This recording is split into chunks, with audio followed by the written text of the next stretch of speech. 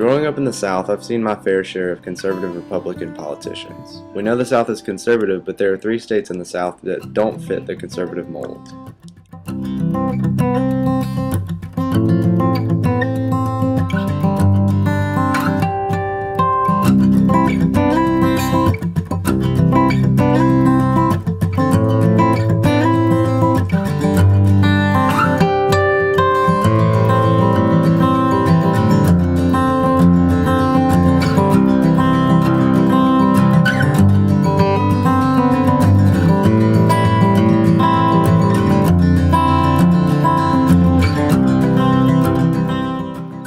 Why do Florida, North Carolina, and Virginia not align with the rest of the South politically? It's easy to say that Florida, North Carolina, and Virginia are part of the South. All 3 fall below the Mason-Dixon line, one of the original definitions of the South. Also, each state seceded from the Union in the Civil War. How are these states politically different than the rest of the South? The South aligns with conservative Republican views and always easily goes to the Republican. Florida, North Carolina, and Virginia, however, fall into the battleground state category. What makes them different?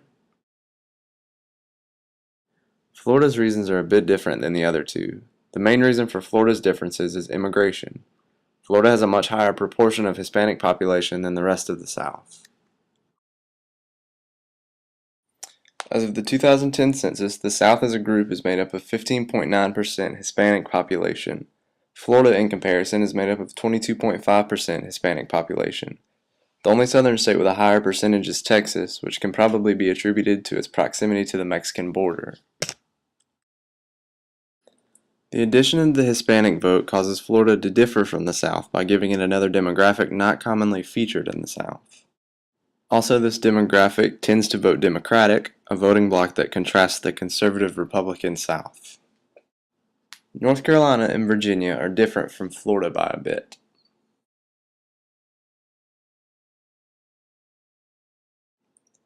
A Pew study showing movement within the U.S. showed that Northeasterners are moving in large numbers to the South. It also specifically highlights North Carolina and Virginia as target states. It later shows that North Carolina and Virginia rank as some of the most magnetic states in the U.S. A magnetic state is a state that appeals to people moving from one state to another. This influx of people who have been exposed to different views causes these states to differ from the rest of the South politically. It's important to note that Florida is also considered one of the most magnetic states in the United States. North Carolina has another reason that's all its own. North Carolina's massive amount of universities brings many students to the state each year. The students and universities allow for more democratic views to be discussed and developed here. North Carolina's Research Triangle promotes universities and brings students into the state.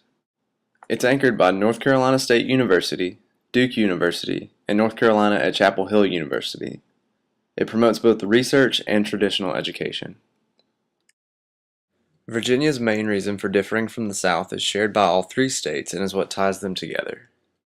Florida, North Carolina, and Virginia all have a high amount of urban high-population areas.